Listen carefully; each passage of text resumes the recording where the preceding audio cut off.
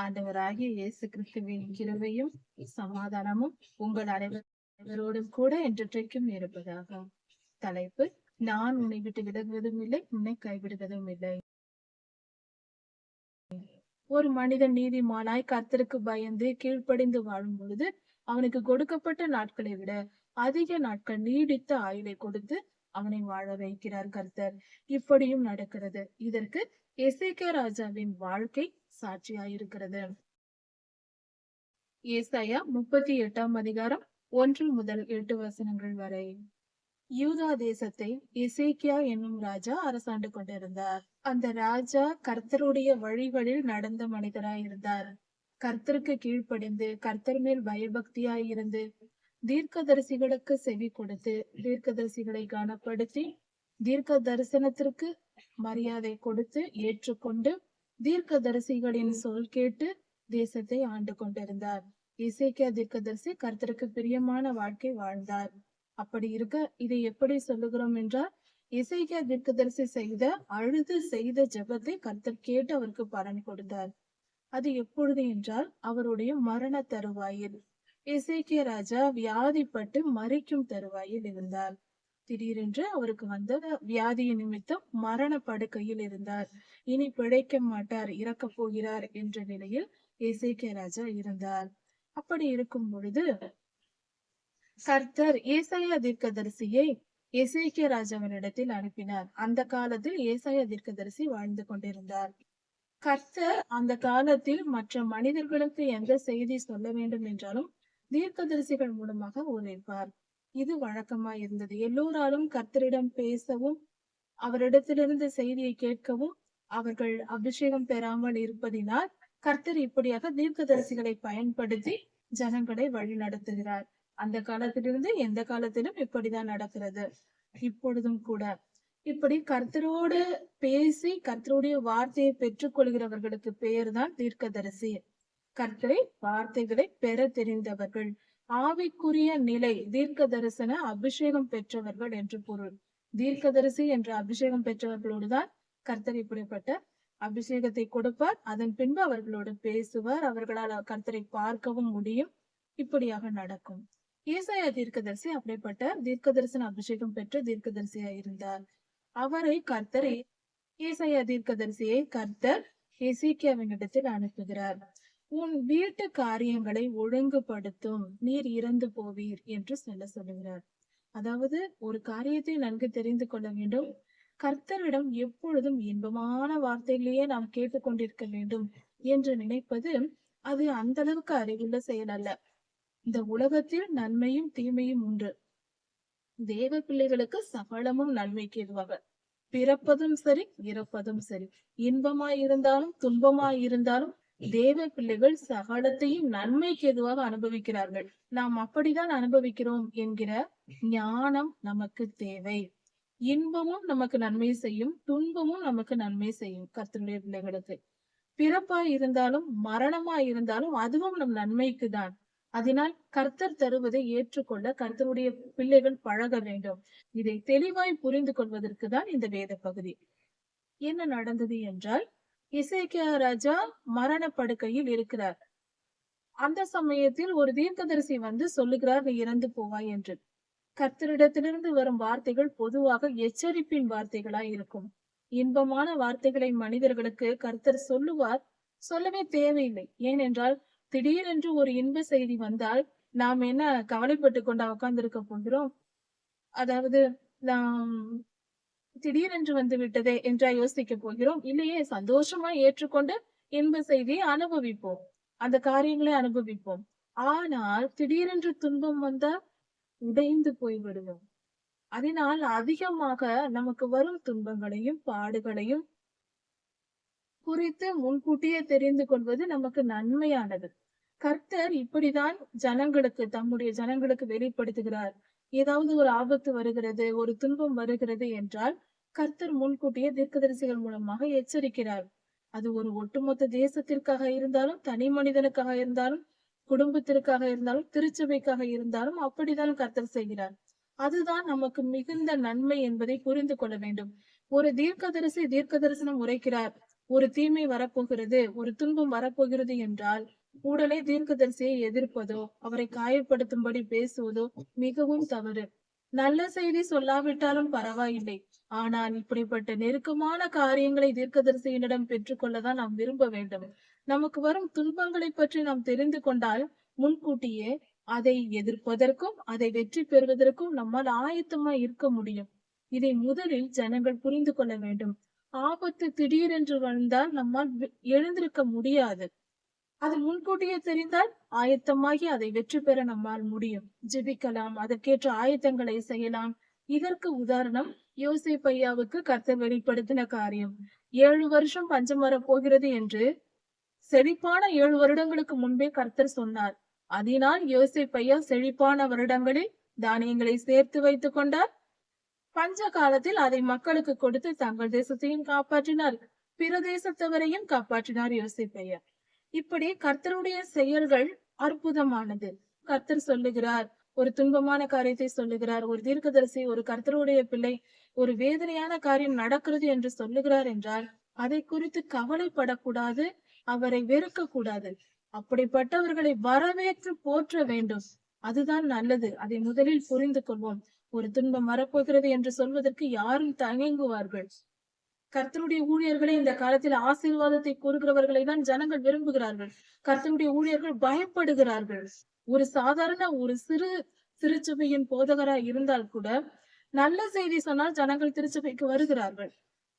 கடினமான வார்த்தைகள், துன்பம் வரப்போகிறது, உபத்திரவ காலம் வரப்போகிறது என்று சொன்னால், கர்த்தருடைய வருகை வரப்போகிறது, மனம் திரும்புகள் என்று சொன்னால் ஜனங்கள் விலகி போகிறார்கள், வெறுக்கிறார்கள் அந்த போதகரை. இப்படிப்பட்ட நிலை மாற வேண்டும். ஜனங்கள் மனம் திரும்ப வேண்டும். நாம் கொஞ்சம் புத்தியை பயன்படுத்த வேண்டும். நன்மையை சொல்லாவிட்டாலும் வந்தால் ஏற்றுக்கொள்ளலாம். நம்மால் ஆசீர்வாதத்தை சொல்லாமலே வரட்டுமே, தெரிந்து கொள்ளாமலே நாம் அனுபவித்துக் கொள்ளலாமே. திடீரென்று ஆசீர்வாதம் வந்தால் சர்ப்ரைஸ் தானே, சந்தோஷமா ஏற்றுக்கொண்டு போவோம். ஆனால் துன்பம் திடீரென்று வந்தால் நம்மால் என்ன செய்வதென்று கூட புரியாது. இப்படி தாங்குவோம். துன்பத்தையும் கடினமான பாதைகளையும் முன்கூட்டியே அறிந்து கொள்வதே நமக்கு நல்லது. கர்த்தர் அப்படித்தான் தீர்க்கதரிசிகளை பயன்படுத்துகிறார். அப்படிப்பட்ட ஊழியர்களை நாம் வரவேற்க கடமைப்பட்டிருக்கிறோம். அதை தெரிந்து கொள்வோம் முதலில். அடுத்ததாக, தீர்க்கதரிசிகள் தீர்க்க தரிசனம் உரைக்கும் பொழுது ஆசீர்வாதத்தை கூறுவதுதான் ஒரு ஊழியரின் வேலை. ஊழியர்கள் ஆசீர்வாதமாய் பிரசங்கிக்க வேண்டும், ஆசீர்வாத வார்த்தைகளை சொல்ல வேண்டும் என்று எதிர்பார்க்க கூடாது. ஆசீர்வாதம் வரும், அதை சொல்லலாம், தவறில்லை. ஆனால் அதை மட்டுமே சொல்லிக் கொண்டிருப்பது நம் வாழ்க்கைக்கு நல்லதல்ல. பிறந்த குழந்தைக்கு பால் குடித்தால் போதும், அது பலனடைந்து வளரும். 10 வயது வரைக்கும் வெறும் பாலை மட்டும் கொடுத்து கொண்டு ஆகாரம் கொடுக்காமல் பிள்ளையை வளர்க்க முடியுமா? ஆசீர்வாதமும் பால் குடிப்பது போல ஆயுசுக்கும் நாம் குடிக்கிறோம். தினந்தோறும் இரவில் 1 டம்ளர் பால் குடிக்கலாம், தவறில்லை, ஆரோக்கியத்திற்கு நல்லது. ஆனால் வெறும் பாலை மட்டுமே குடித்து வாழ முடியுமா? அப்படியானால் நாம் சரியாக வாழ முடியுமா? பூரணமான சக்தி நம் உடலுக்கு கிடைக்குமா? பலன் கிடைக்குமா? அது முடியாது என்பது போலதான் ஆசீர்வாதம். ஆசீர்வாதம் பாலை போன்றது, தேவைதான் கொஞ்சம் தான், அது மட்டுமே போதாது. காரசாரமான உணவு வேணும், ருசியான உணவுகள் வேண்டும், பலப்படுத்தக்கூடிய தானியங்கள் வேண்டும், காய்கறிகள் வேண்டும். காரமான மிளகாயும் சில நேரம் தேவை அல்லவா? இல்லை என்றால் வாழ்க்கை ருசிக்காது. அது போலதான் எல்லாம் தெரிந்திருந்தால்தான் நம் வாழ்க்கை சிறந்ததாக போகும். தீர்க்க தரிசனங்களை அற்பமாய் எண்ணாதிருங்கள். முக்கியமான ஒரு காரியம் தெரிந்து கொள்வோம். வேத வசனம் நமக்கு தெளிவாய் உரைக்கிறது. பரிசுத்த ஆவியானவர் எப்படி செயல்படுவார் என்று வேதம் சொல்லுகிறது. அவர் நீதியை குறித்தும் நியாயத்தை குறித்தும் கண்டித்து உணர்த்துவார். கண்டித்து கண்டித்து உணர்த்துவார். ஒரு ஆசிரியர் பிள்ளைகளை கண்டிப்பது போல, கடினமாய் பேசி அடித்து திருத்துவது போல பரிசுத்த ஆவியானவர் செய்வார் என்று வேதம் சொல்லுகிறது. ஒரு பரிசுத்த ஆவியானவரை தன்னிடம் பெற்றிருக்கிற ஒரு நல்ல ஊழியர் இப்படிப்பட்ட செயல்களை செய்தால்தான் அவர் பரிசுத்த ஆவியானவரால் வழிநடத்தப்படுகிறார் என்று பொருள். கணக்கு ஆசிரியரை போல ஊழியர்கள் இருக்க வேண்டும், கண்டித்து வழி நடத்த வேண்டும்.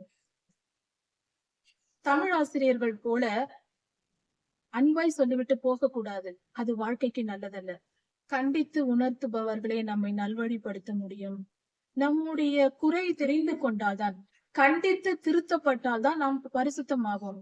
ஒரு கணித ஆசிரியர் இருக்கிறார். பிள்ளைகளுக்கு பாடம் சொல்லிக் கொடுக்கிறார். கணக்கு பாடம் சொல்லித் தருகிறார். பிள்ளைகள் அதிகமான மக்கள் கணக்கை விரும்ப மாட்டார்கள். புரியாது என்று விலகுவார்கள்.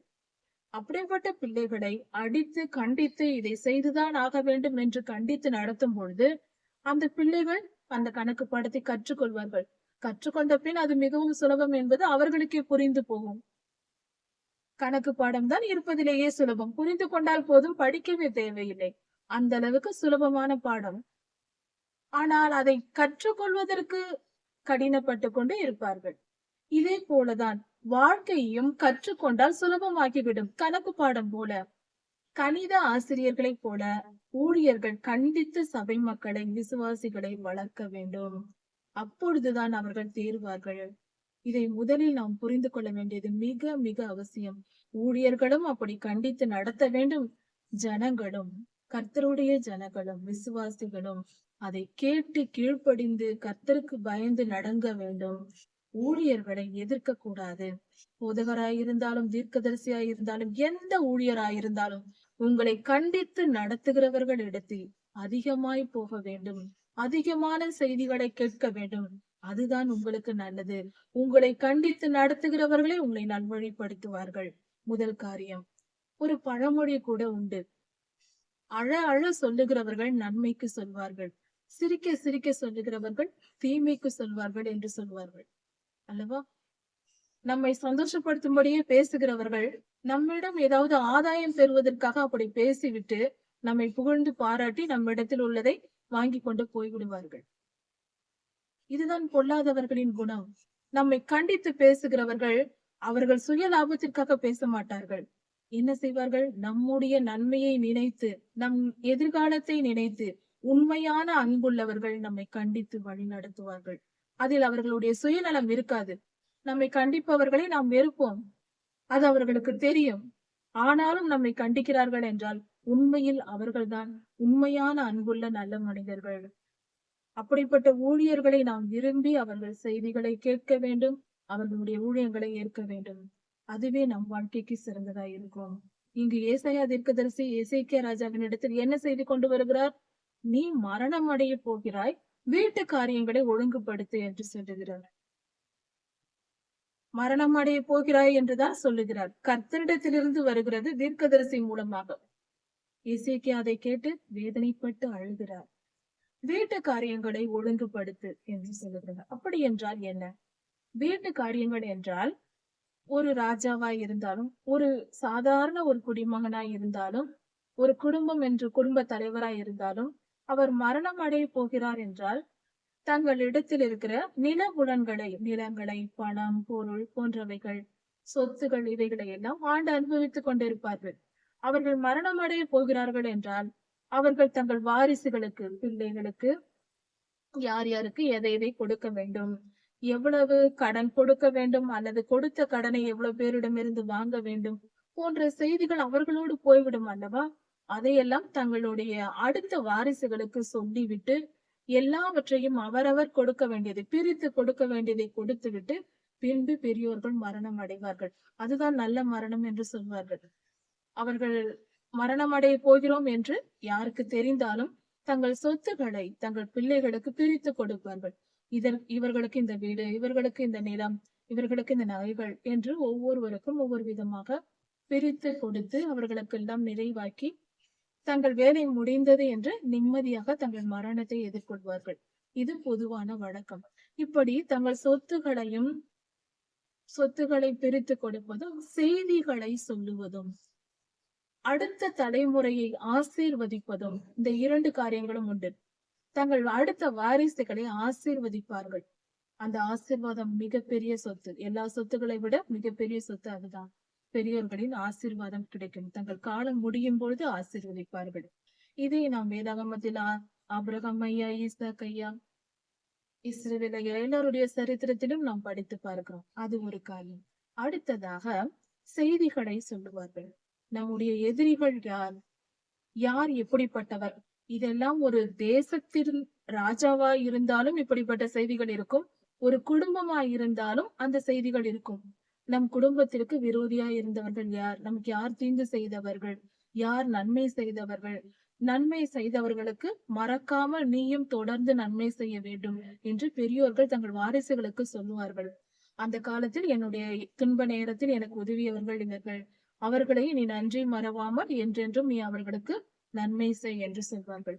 நமக்கு தீமை செய்த மனிதர்கள் இருப்பார்கள். அவர்களையும் அடையாளம் காட்டுவார்கள். இவர்களெல்லாம் துன்மார்க்கர், அவர்களோடு உறவு வைத்துக் கொள்ளக்கூடாது, நட்பு கொள்ளக்கூடாது என்று பெரியோர்கள் எச்சரிப்பான செய்திகளையும் சொல்லுவார்கள். இப்படி எல்லா காரியங்களையும் சொல்லி தங்கள் வாரிசுகளை ஆயத்தப்படுத்தி தங்கள் ஸ்தானத்தில் தங்கள் வாரிசுகளை ஆயத்தப்படுத்தும் செயல்தான் வீட்டு காரியங்களை ஒழுங்குபடுத்துதல் என்று சொல்வது. இப்படி அவைகளையும் ஒழுங்குபடுத்தும் என்று ஏசாயா தீர்க்கதரிசி எசேக்கியா ஐயாவினிடத்தில் எசேக்கியா ராஜாவினிடத்தில் வந்து சொல்லுகிறார். இதை கேட்ட பின்பு எசேக்கியா ராஜா மிகவும் அழுகிறார். அவர் படுத்திருந்த பகுதியிலிருந்து சுவர் புறமாய் திரும்புகிறார். சுவற்றை பார்த்து அவர் அழுகிறார். கதறி அழுது கர்த்தரை நோக்கி விண்ணப்பம் செய்கிறார். கர்த்தாவே, நான் இதுவரைக்கும் உண்மையாய் உமக்கு கீழ்ப்படிந்தேன். உண்மையாய் கீழ்ப்படிந்து உம்முடைய பார்வைக்கு ஏற்ற காரியங்களை நான் செய்து வந்தேன் என்பதை தயவு செய்து நினைத்தருளும். அதற்குள் நான் சாக போகிறேனே. மரணத்தை கண்டு அஞ்சி அழுகிறார் எசேக்கியா ராஜா. மரணம் என்றால் எல்லாருக்கும் துன்பமாக இருக்கும் அல்லவா? நாம் மரணம் அடைய போகிறோம், நம் வாழ்க்கை முடிய போகிறது, ஐயோ என்று அது மரண பயம் என்றே சொல்வார்கள். அது மிகுந்த துன்பத்தை கொடுக்கிறதா இருக்கும். அப்படிப்பட்ட துன்பத்தை அனுபவித்து அவர் சொல்லுகிறார், நான் உமக்கு முன்பாக பிரியமாய் நடந்தேன், உமக்கு கீழ்ப்படிந்தேன், உமக்கு உண்மையாய் இருந்தேன், என்னை நினைத்தருளும். ஏனென்றால் அவர் நாம் உடல்நிலை சரியில்லாமல் இருக்கும், எழுந்து விடுவோம் என்று நம்பி இருந்திருக்கிறார். தீர்க்கதரிசி ஐயா வந்து மரணம் அடைய போகிறாய் என்று சொல்லியதும் அவருக்கு மிகுந்த துன்பம் வந்துவிட்டது. இப்படி அவர் அந்த துயரத்தினால் அவர் அப்படியாக அழுது ஜெபிக்கிறார் கர்த்தரை. மிகவும் அழுகிறார், கதறி கதறி அழுகிறார் எசேக்கியா ராஜா. மிகவும் அழுகிறார் என்று சொல்லப்பட்டிருக்கிறது. அவ்வளவு வேதனை. அவருக்கு இந்த உலகத்தை விட்டு போக மனம் இல்லை. மரணம் அடைய அவருக்கு விருப்பம் இல்லை. இவ்வளவு காலம் நாம் கர்த்தரிடத்தில் உண்மையாய் இருந்தோமே, நேர்மையாய் வாழ்ந்தோமே, இன்னும் கொஞ்ச காலம் வாழ வேண்டும் என்று விருப்பம் அவர். இந்த நிலையை, அவருடைய மனநிலையை கர்த்தர் பார்த்தார். இந்த காரியத்தை சொல்லிவிட்டு ஏசாயா தீர்க்கதரிசி அரண்மனை விட்டு வெளியே போகிறார். அதாவது ராஜாவினிடத்தில் செய்தியை சொல்லிவிட்டு, மரணம் அடைய போகிறேன், வீட்டு காரியங்களை ஒழுங்குபடுத்தும் என்று சொல்லிவிட்டு அவர் அரண்மனை விட்டு வெளியே போவதற்காக புறப்பட்டு போகிறார். அவர் அரண்மனை வாசலுக்கு வருவதற்கு முன்பே அந்த இடத்தில் வரும் பொழுதே கர்த்தர் சொல்லுகிறார், திரும்பவும் தீர்க்கதரிசி ஐயாவிடம் பேசுகிறார். கர்த்தருடைய வார்த்தை வருகிறது. தீர்க்கதரிசி என்றால் அதுதான், எப்பொழுது வேண்டுமானாலும் கர்த்தர் பேசுவார், அதை கேட்பார்கள். அப்படி கர்த்தருடைய வார்த்தை வருகிறது, நீ திரும்பி போய் எசேக்கியா ராஜாவினிடத்தில் சொல், மரணம் அடைவதில்லை, ராஜாவுக்கு இன்னும் 15 வருடங்களை நான் கூட்டிக் கொடுத்தேன், ஆயுசை கூட்டிக் கொடுத்திருக்கிறேன் என்று போய் சொல் என்று சொல்லுகிறார் ஏசாயா தீர்க்கதரிசியினிடத்தில். அதை தீர்க்கதரிசி ஐயா வந்து ராஜாவினிடத்தில் சொல்லுகிறார், உன் விண்ணப்பத்தை கேட்டேன், உன் கண்ணீரை கண்டேன், இன்னும் 15 வருடங்கள் உனக்கு ஆயுசை நீட்டிக் கொடுக்கிறேன் என்று சொல்லுகிறேன். இந்த இடத்தில் ஜெபத்தின் வல்லமையையும் புரிந்து கொள்ள முடியும். மனதால், முழு மனதோடு கர்த்தருக்கு கீழ்ப்படிந்து வாழ்கிற மனிதர்கள் கர்த்தரை நோக்கி விண்ணப்பம் செய்யும் போது அந்த ஜெபத்தை உடனே கேட்டு, நாளாகவில்லை, மணிக்கணக்காகவில்லை, வருடங்கள் இல்லை, மாதம் இல்லை, நாட்கள் இல்லை, ஒரு சில நிமிடங்கள் தான் அவர் ஜெபித்தார். உடனே கர்த்தர் கேட்டார், பதிலை தீர்க்கதரிசியின் இடத்தில் சொல்லிவிட்டார். அவர் அந்த இடத்தை விட்டு போய் சேரும் முன்னே கர்த்தருடைய வார்த்தை வந்து பதில் தருகிறார். இன்னும் 15 வருடங்களை நான் எசேக்கியாவுக்கு கூட்டிக் கொடுக்கிறேன் என்று சொல். ராஜா மரிப்பதிலே அவர் பிழைத்துக் கொள்வார் என்று போய் சொல் என்று சொல்லுகிறார். நான் உன்னையும் இந்த நகரத்தையும் அசிரியா ராஜாவுக்கு தப்பிவித்து, அசிரியா ராஜாவினிடத்திலிருந்து உன்னை காப்பாற்றி, உன்னையும் இந்த நகரத்தையும் அந்த ராஜாவிடம் இருந்து காப்பாற்றி நான் உன்னை பாதுகாப்பேன். இனி இன்னும் 15 வருடங்கள் வாழலாம், பிழைத்திருப்பாய், இன்னும் 15 வருடங்கள் வாழ்வாய் என்பதற்கு எசேக்கியா ராஜா கேட்கிறார். இப்படி நான் பிழைக்க போகிறேன் என்பதற்கு, இன்னும் 15 வருடங்கள் நான் வாழ்வேன் என்பதற்கு என்ன அடையாளம் என்று கர்த்தரிடத்தில் அடையாளம் கேட்கும்படி கேட்கிறார். அதை கேட்டதும் கர்த்தருடைய வார்த்தை தீர்க்கதரிசிக்கு வருகிறது. என்ன சொல்லுகிறார் கர்த்தர் என்றால், ஆகாசுடைய சூரிய கடிகாரத்தில் 10 பாகை முன்னேட்டு திரும்ப வேண்டுமா பின்னிட்டு திரும்ப வேண்டுமா, நீ சொல்வதை கர்த்தர் செய்வார் என்று கேட்கிறார். அதாவது, எனக்கு ஒரு அடையாளம் வேண்டும் என்று ஏசாயா தீர்க்கதரிசியினிடத்தில் எசேக்கியா கேட்கிறார். ராஜா கேட்கிறார், நான் மரிக்க மாட்டேன், பிழைத்துக் கொள்வேன் என்பதற்கு ஒரு அடையாளம் தாருங்கள் என்று கேட்கிறார். ஏசாயா தீர்க்கதரிசி கர்த்தரிடத்தில் விண்ணப்பம் வைக்கிறார். கர்த்தர் சொல்லுகிறார், கர்த்தர் ஒரு கேள்வியை கேட்கிறார் தீர்க்கதரிசியினிடத்தில். சூரிய கடிகாரத்தில் பாகை முன்னிட்டு திரும்ப வேண்டுமா பின்னிட்டு திரும்ப வேண்டுமா? 10 பாகை திரும்பும். முன்னிட்டு திரும்ப வேண்டுமா பின்னிட்டு திரும்ப வேண்டுமா, என்ன அடையாளம் வேண்டும் என்று எசேக்கியாவினிடத்தில் கேள் என்று கர்த்தரை சொல்லுகிறார். அதாவது, கடிகாரத்தில் எப்பொழுதும் முன்னோக்கி சென்று கொண்டிருக்கும். 1, அடுத்தது 2, அடுத்தது 3, அடுத்தது 4 என்று இப்படிதான் எல்லா முள்ளும் சுற்றி கொண்டிருக்கும். கிளாக் வைஸ் என்று சொல்லுவோம். அப்படி சுற்றி கொண்டிருக்கும்.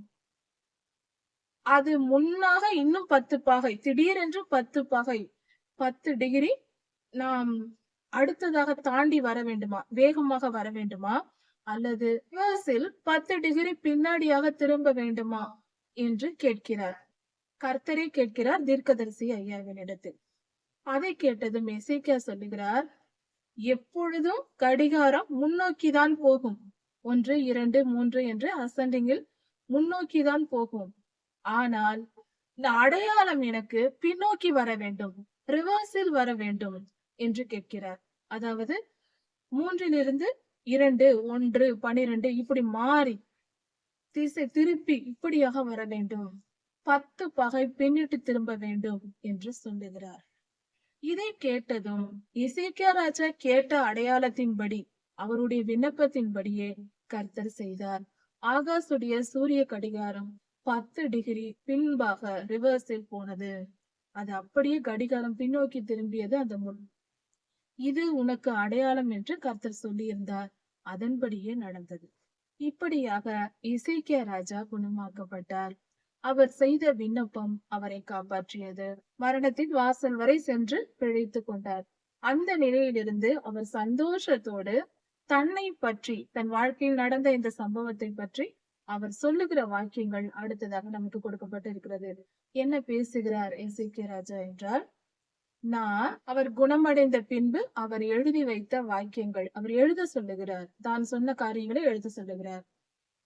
நான் பூரண ஆயுளுடன் மரிக்காமல் இறந்து போவேன் என்று நான் சொன்னேன், என் வாயினால் சொன்னேன். நான் சாக போகிறேன், என் ஆயுள் முடிய போகிறது, நான் முதிர் வயது வரைக்கும் வாழாமல் சீக்கிரமாய் நான் இறந்து போகிறேனே என்று நான் என் வாயின் வார்த்தைகளால் சொன்னேன். அதாவது, இந்த இடத்தில் இன்னொரு ஆழமான சத்தியம் ஒன்று இருக்கிறது.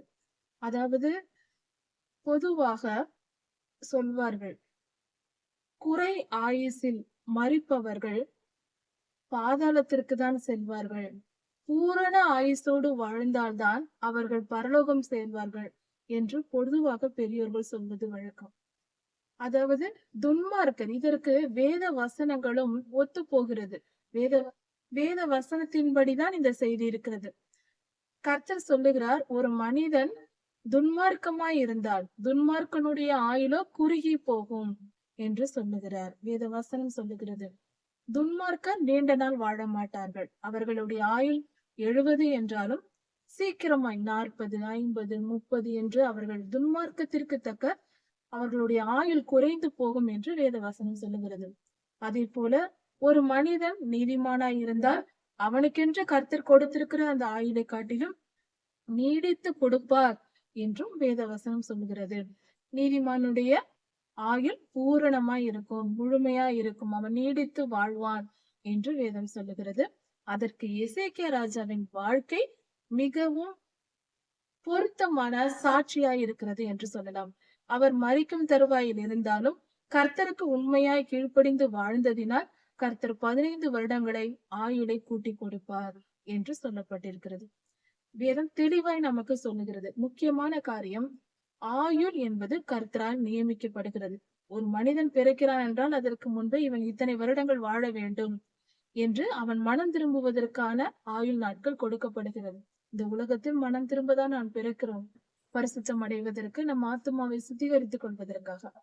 இப்படி அந்த கொடுக்கப்பட்ட ஆயுளுக்குள் அவன் மிகவும் துன்மார்க்கமாய் வாழ்ந்தால் அதற்கு முன்பே சீக்கிரமாய் கர்த்தர் அவனை எடுத்துக் கொள்கிறார்.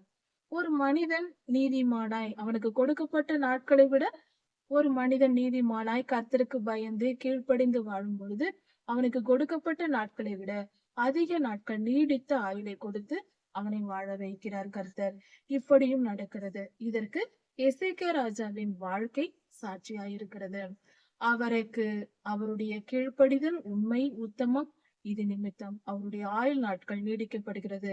ஏனென்றால் வேதம் சொல்லுகிறது, அக்கிரமக்காரரின் ஜெபத்தை நான் கேட்க மாட்டேன் என்று. எசேக்கியா ராஜா ஜெபித்தார். அவர் உண்மையாய் இருந்ததினால், கர்த்தருக்கு பிரியமானவராய் வாழ்ந்ததினால் அவர் செய்த ஜெபத்தை உடனே கேட்டு கர்த்தர் அவர் ஆயுள் நாட்களை நீடித்து கொடுத்தார். இதில் நாம் கற்றுக்கொள்ளக்கூடிய மிக முக்கியமான பாடம் இந்த வேத பகுதியில். முதலில் நாம் தெரிந்து கொள்ள வேண்டிய காரியம், இந்த அதிகாரத்தில் நாம் கற்றுக்கொள்ள வேண்டிய மிக முக்கியமான பாடம், தீர்க்கதரிசிகள் சொல்லும் எல்லா வார்த்தைகளையும் தாழ்மையோடு ஏற்றுக்கொள்ள வேண்டும். தீர்க்கதரிசிகளை ஏற்றுக்கொள்ள வேண்டும். அவர்களுடைய வார்த்தைகள் துன்பத்தை தருவதாய் இருந்தாலும், பாடுள்ளதாய் இருந்தாலும், வேதனையை கொடுப்பதாய் இருந்தாலும் அதை மனப்பூர்வமாய் ஏற்றுக்கொள்ள வேண்டும். அந்த வார்த்தைகள், தீர்க்க தரிசன வார்த்தைகள் என்றும் நம்மை காப்பாற்றுமே தவிர அழித்து போடாது. நமக்கு ஒரு துன்பம் வருகிறது, ஆபத்து வருகிறது என்று கர்த்தரிடத்தில் வார்த்தை வந்தால் அது நம்மை காப்பாற்றுவதற்கே என்பதை புரிந்து கொள்ள வேண்டும். அந்த ஆபத்திலிருந்து நம்மை விலக்குவதற்கும் அதிலிருந்து நம்மை தப்புவிப்பதற்கும் கர்த்தர் முன்னெச்சரிக்கை செய்கிறார். இல்லை என்றால் அழித்து விட்டு போகிறார். ஏன் சொல்ல வேண்டும்? இதற்கு ஆதாரம் யோனா தீர்க்கதரிசியின் புஸ்தகத்தில் இருக்கிறது. நினிவேயை அழிப்பேன் என்று தீர்க்கதரிசியை விட்டு சொல்ல சொன்னார். அவர் சொன்னார், அழிக்கப்படவில்லை. சோதம் குமாராவுக்கு தீர்க்கதரிசி அனுப்பவில்லை, நியாயத்திற்பின் தூதர்களை அனுப்பினார், அழித்து போட்டார். தீர்க்கதரிசி ஒருவர் வந்து ஒரு காரியத்தை சொல்லுகிறார் என்றால் நிச்சயம் அந்த ஆபத்திலிருந்து கர்த்தர் நம்மை காப்பார் என்று பொருள். அதனால் எப்பொழுதும் தீர்க்கதரிசிகளை மனப்பூர்வமாய் ஏற்றுக்கொள்ள வேண்டும். அவர்கள் கண்டித்து உணர்த்துவதை கேட்டு கீழ்ப்படிந்து தாழ்மையோடு நடந்து கொள்ள வேண்டும். அதை புரிந்து கொள்ள வேண்டிய முக்கியமான காரியங்கள் இந்த வேத பகுதியில் சொல்லப்பட்டிருக்கிறது. அடுத்ததாக, நம்முடைய ஆபத்து காலத்தில் நாம் கர்த்தரை நோக்கி கூப்பிடும் பொழுது அவர் நம்மை காப்பாற்றுவார். எசேக்கியா ராஜாவின் ஜெபத்தை கேட்டு அவர் விண்ணப்பத்தை நிறைவேற்றின ஆண்டவர் அன்றும் நேற்றும் என்றும் என்றும் மாறாதவர் என்பது நமக்கு தெரியும். அவருக்கு செய்ததை நமக்கு செய்ய மாட்டாரா? எந்த துன்பத்தில் இருந்தாலும், எந்த வழி, எந்த வேதனை, எந்த பிரச்சனை, மரணமே அவருக்கு வந்தது, அதிலிருந்தே கர்த்தர் காப்பாற்றி விட்டார். அதை விட பெரிய துன்பம் நமக்கு என்ன வரப்போகிறது? எதுவா இருந்தாலும், கடன் பிரச்சனையா, போராட்டங்களா, மன உளைச்சலா, எதுவா இருந்தாலும் கர்த்தரிடத்தில் சொல்லிவிட்டு என்னை விடுதலையாக்கும் என்று கேட்டால், மனப்பூர்வமாய் கேட்டால் நிச்சயம் பதில் கிடைக்கும். கர்த்தர் நம்மை காப்பாற்றுவார். அவரை நம்பினவர்களுக்கு துன்பம் என்பதே கிடையாது. அது வெறும் நிழல் போல வந்து போய்விடும், நம்மை பாதிக்காது. கர்த்தர் சொல்லி இருக்கிறார் அல்லவா, எந்த துன்ப காலமாயிருந்தாலும் கவலைப்பட தேவையில்லை, நான் உன்னை விட்டு விலகுவதும் இல்லை, உன்னை கைவிடுவதும் இல்லை என்று சொன்னவர் நம்முடனே கூட இருந்து இன்பத்திலும் துன்பத்திலும் நம்மை காப்பாற்றி வழிநடத்த வல்லவராயிருக்கிறார். அதை நிச்சயம் செய்கிறார். எசேக்கியா ராஜா தன்னை குறித்து அவர் சொல்லிய செய்திகள், அவர் பிழைத்து கொண்டார், மரண படுக்கையிலிருந்து பிழைத்து நல்லபடியாக குணமடைந்து விட்டார். அந்த நிலையில் அவர் வியாதியா இருந்தபோது என்னவெல்லாம் ஜெபித்தார், என்னவெல்லாம் சொல்லினார் என்று தன்னை குறித்து அவர் சொல்லிய வார்த்தைகள், குணமடைந்த பின்பு சந்தோஷத்தில் அவர் பெற்ற நன்மையை, கர்த்தர் எப்படி அவரை காப்பாற்றினார் என்பதை அவர் சொல்லுகிறார். எசேக்கியா ராஜா சொல்லுகிறார். அவர் எப்படியெல்லாம் வியாதியா இருந்த பொழுது ஜெபித்தாராம், அவருடைய துன்பம் எப்பேற்பட்டது என்பதை இதில் நாம் புரிந்து கொள்ளலாம். அற்பமான ஆயுசு நாட்களில் பூரண வயது வாழாமல் நான் குறைந்த வயதிலேயே நான் இறக்கப் போகிறேனே என்று நான் அழுது புலம்பிக் கொண்டிருந்தேன். குறைந்த ஆயுசு நாட்களில் நான் இறந்து விட்டால், மரணம் அடைந்து விட்டால் நான் பரலோகம் சேர முடியாதே, அக்னி கடலுக்கல்லவா போக வேண்டும், அப்படிப்பட்ட வாழ்க்கை எனக்கு வந்து விட்டதே என்று நான் துன்பத்தில் புலம்பிக் கொண்டிருந்தேன். நான் வேதனையில் துடித்துக் கொண்டிருந்தேன். நான் கர்த்தரை உயிரோடு இருக்கிறவர்களின் தேசத்தில் நான் காணப்போவதில்லை. அப்படி என்றால் உயிரோடு இருக்கிறவர்களின் தேசம் என்றால் அது பரலோகம். பரலோகத்தில் எல்லோரும் உயிரோடு இருக்கிறவர்கள் தான். பரலோகத்தில் மரணமே கிடையாது. மரணம் இல்லாத உலகம் அது. அல்லவா? அப்படி இருக்க அந்த உயிரோடு இருக்கிறவர்களின் தேசத்தில் நான் போய் கர்த்தரை பார்க்க முடியாதே. நான் அற்ப ஆயுசில் மரிக்கப் போகிறேனே என்று நான் நினைத்து புலம்பிக் கொண்டிருந்தேன். நான் வேதனைப்பட்டுக் கொண்டிருந்தேன் என்று சொல்லுகிறார். பரலோகத்தில் இருக்கிற பரிசுத்தவான்கள் ஏற்கனவே மரித்து பரலோகத்திற்கு போன பரிசுத்தவான்களை நான் பார்க்க முடியாதே, அவர்களை எல்லாம் பார்க்க முடியாதே என்று சொல்லுகிறார். அப்படி என்றால் எசேக்கியா தீர்க்கதரிசி ஐயாவின் காலத்திற்கு, அந்த ராஜாவின் காலத்திற்கு முன்பாக வாழ்ந்த பரிசுத்தவான்கள் ஆபிரகாம் ஐயா, ஈசாக் ஐயா, யாக்கோப் ஐயா, 12 கோத்திர பிதாக்கள், பின்பு அவர்கள் வம்சத்தில் எலியா தீர்க்கதரிசி ஐயா, சிம்சோன், இப்படி பெரியோர்கள் எல்லாம் இருக்கிறார்கள் அல்லவா? நமக்கு முன் வாழ்ந்த பரிசுத்தவான்கள். அவர்கள் எல்லாம் அங்கிருக்க நான் அவர்களை போய் பார்க்கலாம் என்று இருந்தேன். அதற்குள் மரணம் வந்து நான் சீக்கிரமாய் மரிக்க போறேனே என்று மிகுந்த வேதனையோடு நான் இருந்தேன். என் ஆயுள் மேய்ப்பனுடைய கூடாரத்தை போல நகர்ந்து போகிறதே என்று சொல்லுகிறார். மேய்ப்பனுடைய கூடாரம் என்றால் என்ன? மேய்ப்பர்கள், ஆடு மேய்க்கிறவர்கள், அதிகமான ஆடுகள் இருக்கிறவர்கள் என்ன செய்வார்கள்? ஒரு 100 ஆடு இருக்கிறது என்று வைத்துக் கொள்ளலாம் ஒருவருக்கு. அவர் என்ன செய்வார் என்றால், கோடை காலங்களில் இதை செய்வது பழக்கம். எல்லா தேசங்களிலும் அந்த காலத்திலிருந்து இந்த காலம் வரைக்கும் இப்பொழுதும் கூட நடக்கிறது. என்ன செய்வார்கள் என்றால், அந்த 100 ஆடுகளுக்கும் மேய்ச்சல் கிடைக்காது. அதிகமான ஒரே இடத்தில் வைத்து மேய்ச்சல் கொடுக்க முடியாது கோடை காலத்தில். அதாவது மழைக்காலங்களில் அதிக பில்லு இருக்கும். அதனால் அந்த ஆடுகளுக்கு தீவனம் கிடைக்கும். ஆனால் கோடை காலத்தில் எங்கும் அதிகமாய் வறண்டு போவதினால் ஒரே இடத்தில் அவைகள் 100 ஆடுகளுக்கும் தீனி கிடைக்காது. தினந்தோறும் மேய்க்க வேண்டும். அவைகள் வயிறு நிறையாது. ஆடுகளின் வயிறு நிறையாது. அதனால் என்ன செய்வார்கள் என்றால், அந்த ஒட்டுமொத்த ஆடுகளையும் கூட்டிக் கொண்டு பக்கத்து கிராமங்களுக்கு, பக்கத்தில் இருக்கிற ஊர்களுக்கு நடத்தி கொண்டு போவார்கள். 100 ஆடுகளையும் ஒட்டுமொத்தமாக அழைத்து கொண்டு போவார்கள். போய் அடுத்தடுத்த கிராமங்களில் கூடாரம் போட்டு, அதாவது வேலி அமைத்து இரவில் தங்குவார்கள். அந்த ஊரில், அந்த காட்டு பகுதியில் கூடாரம் போட்டு, இவர்கள் கூடாரம் போட்டு தங்குவார்கள்.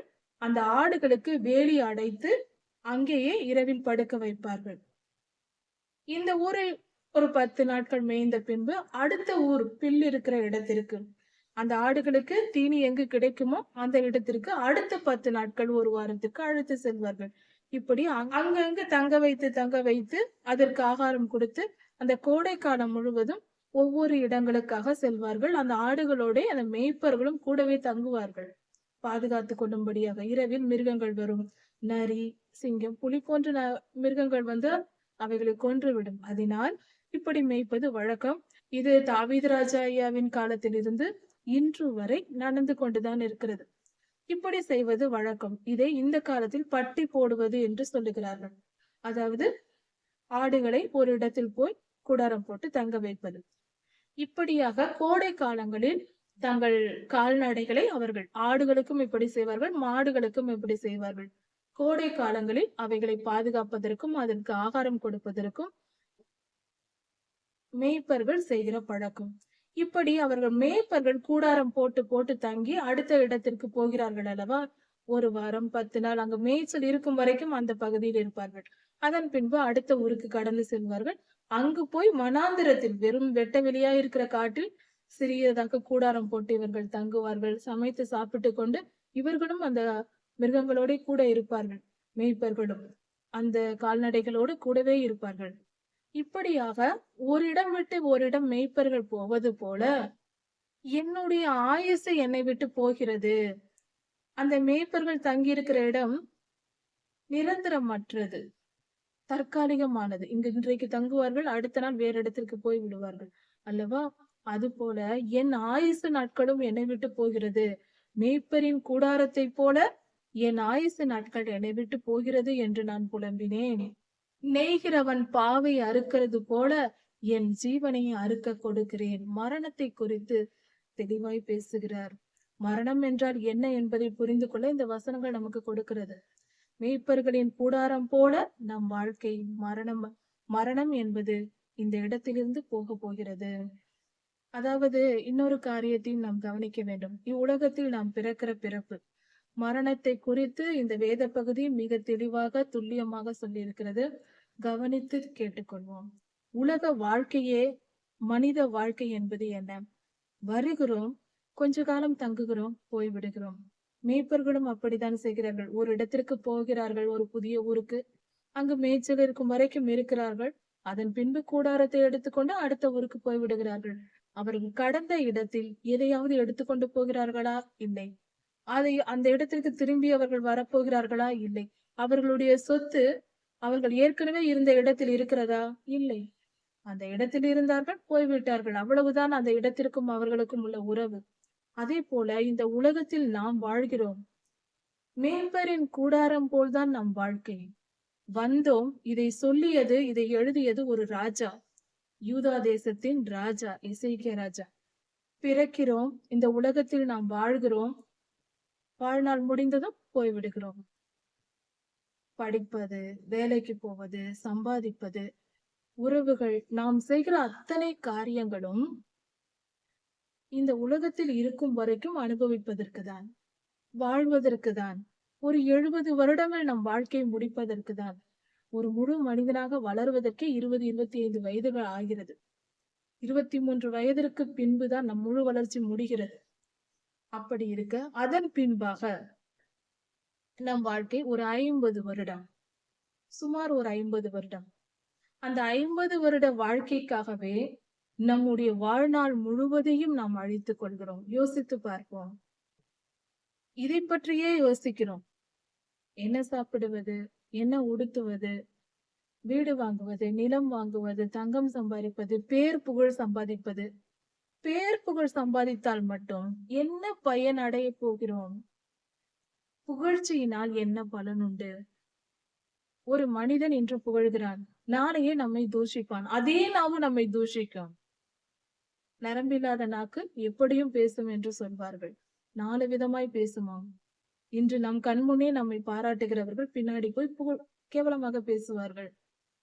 உலகத்தின் புகழ்ச்சிக்காகவும் உலக ஐஸ்வர்யங்களுக்காகவும் அதையே நோக்கமாக கொண்டு வாழ்வது புத்திசாலித்தனமா? இதை நாம் தான் நம் மனதை கேட்க வேண்டும். அதனால் என்ன பலன்? மிகப்பெரிய வீடு கட்டுகிறோம், கட்டிவிட்டு நிரந்தரமா இருக்க போகிறோமா? இல்லை. அதிக நகைகள் வாங்குகிறோம். எவ்வளவு நகைகள் வேண்டும் என்றாலும் வாங்கலாம், சம்பாதிக்கலாம், அதற்காக கடினமாய் உழைக்கலாம். நம் வாழ்நாள் முழுவதும் சம்பாதித்து சம்பாதித்து நகைகளை சேர்க்கலாம். அதையெல்லாம் எத்தனை காலம் போட்டுக்கொள்ள போகிறோம், அனுபவிக்க போகிறோம்? முடிந்து போகும். நாம் போய் விடுவோம். நகைகள் இருக்கும், நாம் சம்பாதித்த வீடுகள் இருக்கும், நாம் சம்பாதித்த நிலங்கள் இருக்கும், நம்முடைய பேங்க் பேலன்ஸ் இருக்கும், எல்லாம் இருக்கும், நிலங்கள் இருக்கும். நாம் ஒரு நிறுவனத்தையே ஒன்று ஆரம்பிக்கிறோம், மிகப்பெரிய கம்பெனி கட்டுகிறோம், எல்லாம் இருக்கும். உலக பணக்காரர்களை தான் நாம் பார்க்கிறோமே. அவர்கள் மரித்து போகிறார்கள். அவர்கள் செய்த எல்லாம் இருக்கிறது, ஆனால் அவர்கள் இல்லை. இப்படி இருக்க இது வெறும் நிரந்தரமற்ற ஒரு கூடார வாழ்க்கைதான் இங்கு நாம் வாழ்கிறோம் என்ற புரிதல் மனிதனுக்கு தேவை. அந்த புரிதல் வந்துவிட்டால் தனக்கு மிஞ்சிய ஆகாரத்தை அடுத்தவருக்கு கொடுப்பதற்கும், தன்னிடத்தில் போதுமானது, தனக்கு போதுமானதற்கு பின்பாக இருக்கிற உடைகளை அடுத்தவருக்கு கொடுக்கவும் மனம் வந்துவிட்டால் அவன்தான் பூரண ஞானம் உள்ளவன். தனக்கு மிஞ்சியதை அடுத்தவருக்கு கொடுக்க வேண்டும். அது கடவுள் இந்த உலகத்தில் வாழ்கிற மனிதர்களுக்கு ஒட்டுமொத்தமாய் கொடுக்கிறார். அவர்களுக்கு மற்றவர்களுக்குள்ளதை நாம் பிடுங்கி வைத்துக் கொண்டு சேர்த்து குமித்துக் கொண்டிருக்கிறோம். ஐஸ்வர்யம் என்பது அதுதான். நமக்கு போதுமான அளவு நாம் வைத்துக்கொண்டு மீந்ததை கொடுத்து விட வேண்டும். எவ்வளவு நம்மால் அனுபவிக்க முடியும்? நம்மால் சாப்பிடும் அளவு கோடி ரூபாய் சம்பாதிப்பவர்களுக்கும் கொஞ்சம் தான் சாப்பிட முடியும். 100 ரூபாய் சம்பாதிக்கிற ஒரு நாள் கூலி சம்பாதிக்கிற மனிதர்களும் அதே அளவுதான் சாப்பிடுகிறார்கள். அதற்காக கோடி ரூபாய் சம்பாதிக்கிறவர்கள் அதிகமாய் சாப்பிட முடிவதில்லை. 100 ரூபாய் சம்பாதிக்கிறவர் சாப்பிடும் உணவு அளவு கூட சாப்பிட முடியாது. கொஞ்சம் தான் சாப்பிடுவார்கள். இதை புரிந்து கொள்ள வேண்டும். எதையும் நாம் எடுத்துக்கொண்டு போவதில்லை. மரணம் என்பதை புரிந்து கொண்டால், பிறப்பும் இறப்பும் என்ன என்பதை தெரிந்து கொண்டால், நம் வாழ்க்கை சமாதானம் உள்ளதாகும். இந்த இருக்கிற இந்த 50 வருடத்தில் நாம் எதை நோக்கமாய் வைத்து வாழ வேண்டும்? நிம்மதியாய் வாழ்கிறோமா? சந்தோஷமாய் வாழ்கிறோமா? பிறருக்கு நிம்மதி வரும்படியாகவும், பிறருக்கு நன்மை செய்யும்படியாகவும் வாழ்கிறோமா? பிறரை சந்தோஷப்படுத்தி, அவர்களுக்கு நிம்மதியை உண்டு பண்ணி வாழ்கிறோமா? அதுதான் சிறந்த வாழ்க்கை. மேய்ப்பரின் கூடாரம் போல நம் வாழ்க்கை பெயர்ந்து போய்விடும். கொஞ்ச காலம் இந்த வீடு எனக்கு சொந்தமானது, என்னுடைய பட்டா நிலத்தில் இருக்கிறது. சரி, நான் இந்த தேசத்தின் குடியுரிமை பெற்றவன், நான் இந்த தேசத்தான். சரி, எத்தனை காலம் இருப்பாய்? நான் பெரிய அதிகாரி. சரி, நான் அதிக ஐஸ்வர்யம் வைத்திருக்கிறேன். சரி, நாளை இருப்போம் நிச்சயமாக என்ற நம்பிக்கை நமக்கு உண்டா? உறுதியாய் சொல்ல முடியுமா? எல்லா காரியத்திலும் அப்படிதான். ஒன்றல்ல இரண்டல்ல, எல்லாவற்றிலும் அப்படிதான். மேய்ப்பரின் கூடாரம் போலவும், துணி நெய்கிற நெசவாளியின் அந்த பாவு போலவும், நெய்கிறவர்களுடைய பாவு போலவும், அந்த துணி நெய்கிற ஒரு இயந்திரம் அதை போலவும், அதை அறுத்து விடுவது போல இந்த உலக வாழ்க்கை அறுந்து போகும். அவ்வளவுதான், அதோடு முடிந்து போகும். என் ஜீவனை நான் அறுக்க கொடுக்கிறேன் என்று நான் ஜெபித்தேன் என்று எசேக்கியா ராஜா சொல்லுகிறார். மரணம் என்பது இப்படிப்பட்டது. இவ்வுலகம் நிரந்தரமற்றது என்பதும், இவ்வுலக ஐஸ்வர்யங்கள் பெரியதல்ல, நிரந்தரமானது அல்ல என்பதையும் புரிந்து கொள்ள வேண்டும். பணம் சம்பாதிப்பதை வாழ்க்கை என்று வாழக்கூடாது. வாழ்க்கை என்பது கீழ்ப்படிதலை கற்றுக்கொள்வது. கர்த்தருக்கு கீழ்ப்படிந்து நாம் பரிசுத்தம் ஆவதற்காக கொடுக்கப்பட்ட காலம்தான் நம் ஆயுசு நாட்கள். நம் ஆயுள் என்பதே நாம் மனம் திரும்பி பரிசுத்தம் அடைவதற்கும் தேவ சித்தத்தை நிறைவேற்றுவதற்குமாக இந்த உலகத்தில் ஒரு வேலையை நமக்கு ஆண்டவர் வைத்திருக்கிறார், எல்லா மனிதருக்கும். அந்த காரியங்களை ஏற்றுக்கொண்டு புரிந்து கொண்டு செயல்பட்டு முழுமையாய் கர்த்தர் தந்த வேலையை செய்து முடித்து பரிசுத்தமாய் கர்த்தரிடத்தில் நாம் போய் சேர வேண்டும். அதுதான் இந்த வாழ்க்கையின் நோக்கம், லட்சியம். அதுதான் வெற்றியுள்ள வாழ்க்கை. கர்த்தர் நமக்காக என்ன வைத்திருக்கிறார்? முதலில் நாம் பரிசுத்தம் அடைய வேண்டும், கர்த்தருக்கு கீழ்ப்படிய வேண்டும். நாம் எல்லா காரியங்களிலும் நாம் கர்த்தருக்கு கீழ்ப்படிய தொடங்கிவிட்டால் நம்முடைய அழைப்பு என்ன, நாம் என்ன செய்ய வேண்டும் என்பதை கர்த்தரே சொல்வார். நாம் போய் கேட்க வேண்டும் என்று கூட இல்லை, கர்த்தரே நமக்கு வெளிப்படுத்துவார். நமக்கு வெளிப்படுத்தப்படவில்லை என்றால் நாம் இன்னும் சரியான அவர் எதிர்பார்க்கிற மனநிலைக்கு நாம் வரவில்லை என்று பொருள். நாம் கீழ்ப்படிதலை கற்றுக்கொண்டால் உடனே கர்த்தர் பேசுவார். நீ இதை செய், அதை செய் என்று கட்டளை கொடுப்பார். முதலில் நாம் கர்த்தருக்கு கீழ்ப்படிய வேண்டும், பரிசுத்தத்தை விரும்ப வேண்டும், ஒழுக்கமாக எல்லா காரியத்திலும் ஒழுக்கமாக இருக்க வேண்டும். 10 கட்டளைகளையும் கற்பனைகளையும் கை கொண்டு வாழ பழக வேண்டும். பரிசுத்த வாழ்வை நேசிப்பது, கர்த்தரை நேசிப்பது, கர்த்தருக்கு பிரியமாய் வாழ வேண்டும், பரிசுத்தமாய் வாழ வேண்டும் என்று விசுவாசித்து அதன் மேல் வாஞ்சையாய் இருப்பதுதான் நம்மால் முடியும் என்று விசுவாசிக்க வேண்டும். நம்முடைய பலத்தினால் அல்ல, கர்த்தருடைய பலத்தினால் பரிசுத்தமாய் நம்மால் வாழ முடியும். கர்த்தரினை பலப்படுத்துவார், நான் பரிசுத்தமாய் வாழ்வேன் என்று உறுதியாய் நம்பி நாம் வாழ வேண்டும். அப்படி நாம் செய்யும் பொழுது தேவ பலன் நமக்கு கொடுக்கப்படும், நாம் பரிசுத்தம் அடைவோம்.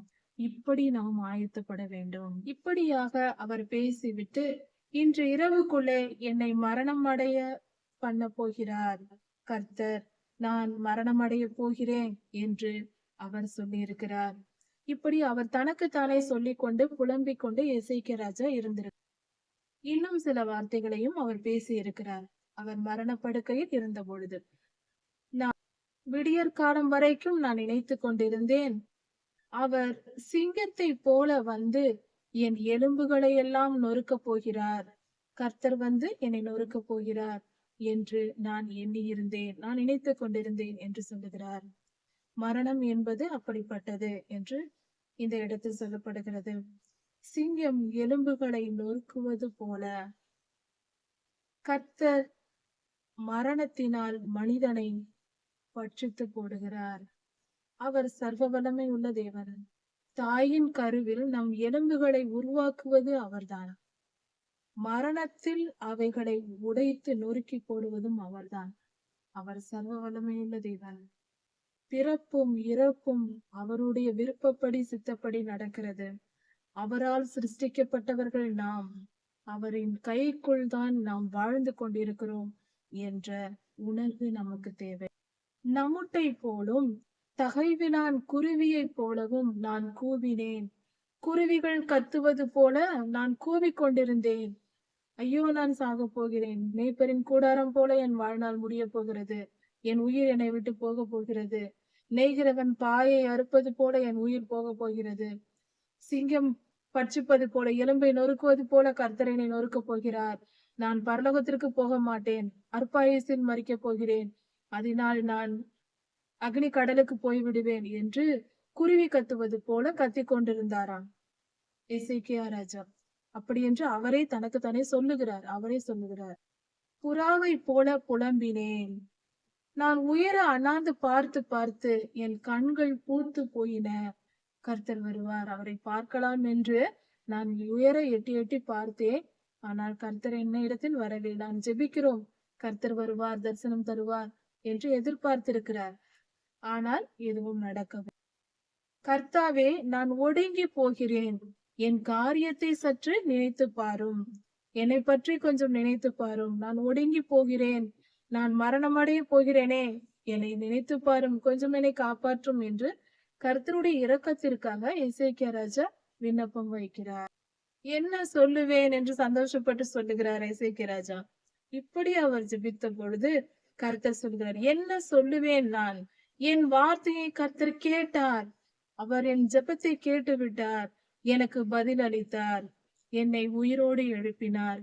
மரணத்தின் வாசலுக்கு சென்ற நான் உயிரோடு எழுப்பப்பட்டேன். நான் இன்று உயிரோடு இருக்கிறேன், சந்தோஷமாய் இருக்கிறேன். எனக்கு ஜீவன் தந்தார். எனக்கு 15 வருட ஆயுசை எனக்கு கொடுத்தார் என்று சொல்லி சந்தோஷப்படுகிறார் எசேக்கியா ராஜா. அவர் எனக்கு வாக்கு கொடுத்தார், அதை அப்படியே செய்தார். அவருடைய நோய் அவரை விட்டு நீங்கி போயிற்று. புற்றுநோய் வந்திருக்கிறது அவருக்கு. பிளவி என்றால் புற்றுநோய் என்று பொருள். அந்த புற்றுநோயினால் அவர் மரிக்கிற தருவாயில் இருந்திருக்கிறார். கர்த்தர் இவருடைய ஜெபத்தை கேட்டு பிழைக்க பண்ணினார். அப்படி அவர் செய்ய சொல்லும் போது ஏசாயா தீர்க்கதரிசி வந்து சொல்லுகிறார் அல்லவா, பிளவையின் மேல் அத்திப்பழ அடையை பற்று போடுங்கள் என்று. அத்திப்பழத்தை எடுத்து வந்து அதன் அடையை அரைத்து அதன் மேல் அந்த புற்றுநோய் இருக்கிற இடத்தில் தடவுங்கள் என்று சொல்லி இருக்கிறார். அதே போல செய்திருக்கிறார்கள். அதற்கு அடையாளமாக சூரிய பகையும் திரும்பியது, பின்னோக்கி திரும்பியது. இதெல்லாம் நடந்து முடிந்தது. ராஜாவுக்கு அடையாளம் கொடுக்கப்பட்டது. அதை போலவே நடந்தது. எசேக்கியா ராஜா பிழைத்துக் கொண்டார். என் வாழ்க்கை எனக்கு திருப்பி கிடைத்திருக்கிறது. நான் என் ஆத்துமாவின் கசப்பை நினைத்து இந்த காலங்களில் வாழ்வேன் என்று ராஜா சொல்லுகிறார். ஆத்தும கசப்பு என்றால் நாம் துன்பப்பட்ட காலங்களை நினைத்து வாழ்வது. நாம் துயரப்பட்ட காலங்களை நினைத்து வாழ்ந்தால் நமக்குள் பெருமை வராது. அதை முதலில் தெரிந்து கொள்ள வேண்டும். அதாவது துன்பத்தையும் துயரத்தையும் நாம் அனுபவித்த கடந்த கால துன்பங்களை நினைத்து பார்த்து வாழும்போது நமக்கு தாழ்மை வரும். நாம் இப்படியெல்லாம் பாடுபட்டோமே, இப்படியெல்லாம் இருந்தோமே என்று. ஆனால் துன்ப காலத்தை மறக்க கூடாது. அது மறந்து விட்டால் என்ன ஆகும்? சந்தோஷமான நாட்களையே நினைத்து கொண்டிருந்தால் அது பெருமையை உண்டு பண்ணும். அந்த பெருமையானது நம் வாழ்க்கையை அழிவுக்கு கொண்டு போய்விடும். கர்த்தரை விட்டு பிரித்து பரலோகம் சேராமல் பண்ணிவிடும். அக்னி கடலில் சேர்த்து விடும். அதனால் சந்தோஷமான காலங்களை அல்ல, துன்ப காலத்தை நினைத்து நம்மை நாம் தாழ்த்தி வாழ வேண்டும். நாம் ஒரு நோயோடு இருந்த காலம் இருக்கலாம். கர்த்தர் நம்மை குணமாக்கி இருப்பார். நாம் நோயுற்று இருக்கும் போது இப்படியெல்லாம் ஜெபித்தோம், என்னவெல்லாம் செய்தோம், இப்படியெல்லாம் வேதம் வாசித்தோம், கர்த்தரை தேடினோம், மற்றவர்களை நோக்கி ஜெபிக்கும்படி கேட்டோம். அதையெல்லாம் நினைத்து பார்க்க வேண்டும். இந்த நிலை நமக்கு வந்ததே, நம்முடைய பாவத்தின் நிமித்தம் நமக்கு இப்படி நியாய தீர்ப்பு வந்ததே, இனி பாவம் செய்யக்கூடாது, பரிசுத்தமாய் வாழ வேண்டும், தாழ்மையாய் இருக்க வேண்டும், கர்த்தருக்கு பிரியமாய் வாழ வேண்டும் என்ற உணர்வு நமக்கு வரும். துன்ப காலத்தை நினைத்து வாழ வேண்டும். கர்த்தாவே, இவைகளினால் மனிதர்கள் பிழைக்கிறார்கள். ஆத்தும கசப்பை நினைத்து வாழ்ந்தால் நாம் பிழைத்திருப்போம். என்றும் பிழைத்திருப்போம் என்றால் தாழ்மையோடு இருப்போம். நம் காலம் முடிந்து பரலோகத்திற்கு போகலாம். தாழ்மையோடு வாழ்கிறவர்கள் தான் கர்த்தருடைய ராஜ்யத்திற்குள் பிரவேசிக்க முடியும். பெருமை கொண்டால் நாம் அக்னி கடலுக்கு தான் போவோம். பெருமை கர்த்தருக்கு அருவருப்பானது. பெருமை உள்ளவனுக்கு கர்த்தர் எதிர்த்து நிற்கிறார். அதனால் நாம் துன்ப காலத்தையும் பாடுள்ள காலத்தையும் நினைத்து பார்த்து நாம் எப்பொழுதும் நம்மை தாழ்த்த வேண்டும். நாம் சிறியவர்கள் என்ற எண்ணம் வேண்டும். நாம் எல்லாரையும் போல சமமான மனிதர்கள் தான். பிறரை விட உயர்ந்தவர்கள் என்று எப்பொழுதும் எந்த காரியத்தை குறித்தும் நினைக்க கூடாது. நாம் உயர்ந்தவர்கள் அல்ல, நாம் தாழ்ந்தவர்கள் என்று நினைப்பவர்களையே கர்த்தர் உயர்த்துவார். அதை புரிந்து கொண்டு நடக்க வேண்டும். கர்த்தருக்கு மிகவும் அருவருப்பான காரியம் பெருமை. எந்த நிலை வந்தாலும், எவ்வளவு உயர்ந்தாலும் நம் வாழ்க்கை, நம் மனநிலை எப்பொழுதும் தாழ்ந்ததாக இருக்க வேண்டும். நம் வாழ்க்கை உயரலாம், நம் மனநிலை தாழ்மையோடு இருக்க வேண்டும். எல்லோரையும் போல நாமும் மனிதர்கள் தான். எந்த வாழ்வும் இன்று வந்தது நாளையும் நிலைத்திருக்க வேண்டும் என்றால் அதில் நமக்கு தாழ்மை தேவை. பெருமை கொண்டால் நல்வாழ்வும் நம்மை விட்டு விலகிப்போம். சமாதான வாழ்க்கைக்கு பதிலாக மகா கசப்பு வந்திருந்தது. இவர் புற்றுநோயினால் வேதனைப்பட்ட காரியத்தை எசேக்கியா ராஜா சொல்லுகிறார். அதாவது சந்தோஷமாய் நான் சமாதானமாய் வாழ வேண்டிய நேரத்தில் எனக்கு இப்படிப்பட்ட நோய் வந்தது. ஆனால் கர்த்தர் என்னை அதிலிருந்து காப்பாற்றுவேன். கர்த்தர் என்னை ஆத்துமாவை காப்பாற்றி அழிவின் குழியில் இருந்து என்னை காப்பாற்றினார். அக்னி கடலில் இருந்து என்னை காப்பாற்றினார். பரலோகத்திற்கு கர்த்தர் என்னை சேர்த்துக் கொள்வார் என்று சொல்லுகிறார். அதாவது மரணம் அடையாமல் என்னை காப்பாற்றி விட்டார் கர்த்தர் என்று சொல்லுகிறார். என் பாவங்களை எல்லாம் கர்த்தர் தமது முதுகுக்கு பின்பாக எரிந்து விட்டார். திரும்பி பார்க்க முடியாதபடி முதுகுக்கு பின்பாக நம் பாவத்தை கர்த்தர் எரிந்து விட்டால் அவர் கண்ணுக்கு தெரியாதல்லவா?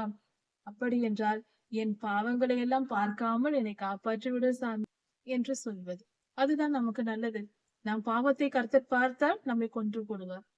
அதனால் என் பாவத்தை எல்லாம் தூக்கி முதுகுக்கு பின்பாக எரிந்து விட்டு என்னை நோக்கி பாரும், எனக்கு இரக்கம் காட்டும், என்னை காப்பாற்றும் என்று எசேக்கியா ராஜா வேண்டி இருக்கிறார். அதை அப்படியே செய்து விட்டார் என்று சொல்லுகிறார்.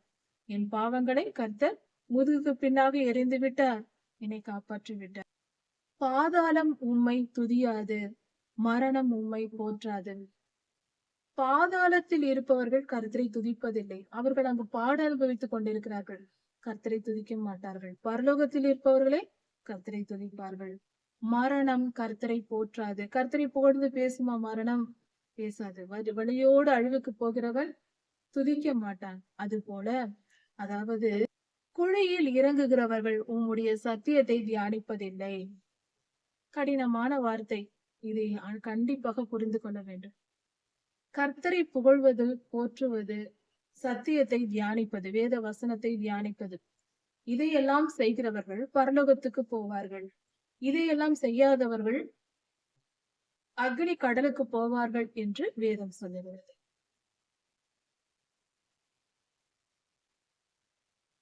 அக்னி கடலுக்கு போகிறவர்கள் அவர்கள் என்ன செய்ய மாட்டார்களாம்? வேதத்தை தியானிக்க மாட்டார்களாம். நாம் வேதத்தை தியானிக்காமல் இருந்தால் நாம் எங்கு போவோம் என்று பொருள்? அக்னி கடலுக்கு. அதனால்தான் கர்த்தர் சொல்லுகிறார், வேதத்தை தியானிக்கிறவர்களே கர்த்தருடைய ராஜ்யத்திற்கு போக முடியும். தினந்தோறும் கர்த்தருடைய வேதத்தை தியானிக்காத யாருமே பரலோகம் சேர முடியாது என்பதை புரிந்து கொள்வோம். வேத வசனங்களை தினந்தோறும் தியானிக்க வேண்டும். கர்த்தருக்கு பயந்து கீழ்ப்படிய வேண்டும். அப்பொழுதுதான் நாம் பரிசுத்தமாய் வாழ முடியும். பரிசுத்தம் இருந்தால்தான் பரலோகம் சேரலாம். வேதத்தை, கர்த்தருடைய சத்தியத்தை தியானிக்காமல், பைபிள் வசனங்களை தினந்தோறும் படிக்காமல் கர்த்தருடைய ராஜ்யத்திற்குள் போகவே முடியாது. எசேக்கியா ராஜா சொல்லுகிறார், கர்த்தாவே நான் இப்பொழுது செய்கிறேன் அல்லவா? நான் மரணம் அடையவில்லை, பிழைத்துக் கொண்டேன், உயிரோடு இருக்கிறேன். நான் உம்மை துதிக்கிறேன். அல்லேலூயா, நான் உம்மை துதிக்கிறேன். அது போல உயிரோடு, என்னை போல உயிரோடு இருக்கிறவன் தான் உம்மை துதிப்பான். அதனால் என்னை உயிரோடு வைத்தீர், அதே போல எல்லாரையும் வையும் என்று சொல்லுகிறார். உயிரோடு இருக்கிறவர்கள் தான் சுவாமி உம்மை துதிப்பார்கள். எனக்கு அந்த பாக்கியத்தை கொடுத்திருக்கிறேன், நான் உம்மை துதிப்பேன் என்று உயிரோடு ஒரு தகப்பன் இருந்தால் தன் பிள்ளைகளுக்கு சத்தியத்தை அறிவிப்பார், சொல்லிக் கொடுப்பான் ஒரு தகப்பன் தன் பிள்ளைகளுக்கு. அது போல கர்த்தாவே என்னை உயிரோடே. அவன் இறந்து போனால், ஒரு தகப்பன் இறந்து போனால் தன் பிள்ளைக்கு சத்தியத்தை யார் சொல்லுவார்கள்? என்ற பொருளில் அவர் சொல்லுகிறார் எசேக்கியா. நான் ஜெபித்தேன், கர்த்தர் என்னை ரட்சிக்க வந்தார் என்று ஒரு புஸ்தகத்தில் எழுதி வைக்கிறார் எசேக்கியா ராஜா. அவர் ராஜா அல்லவா? அவருடைய செயல்கள் எல்லாம் நிருபங்களாக நாளாகமமாக எழுதி வைக்கப்படும். இப்படியாக அவர் எழுதி வைத்தார்.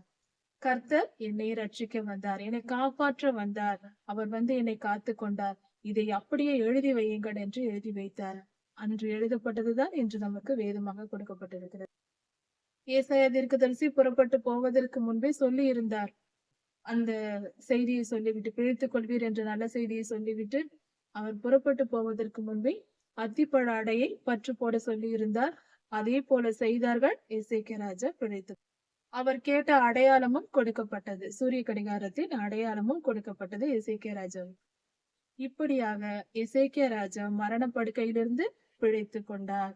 அவர் உயிரோடு எழுந்து மீண்டும் 15 வருடங்கள் இந்த உலகத்தில் வாழ்ந்தார், தேசத்தை அரசாண்டார். இவருடைய அடுத்த செய்தி, இவர் அடுத்தது இவருடைய வாழ்க்கையில் என்ன நடந்தது என்பதை குறித்தும் நாம் அடுத்த செய்தியில் பார்க்கலாம். கர்த்தர் உங்களை ஆசீர்வதிப்பாராக. மாரநாதர்.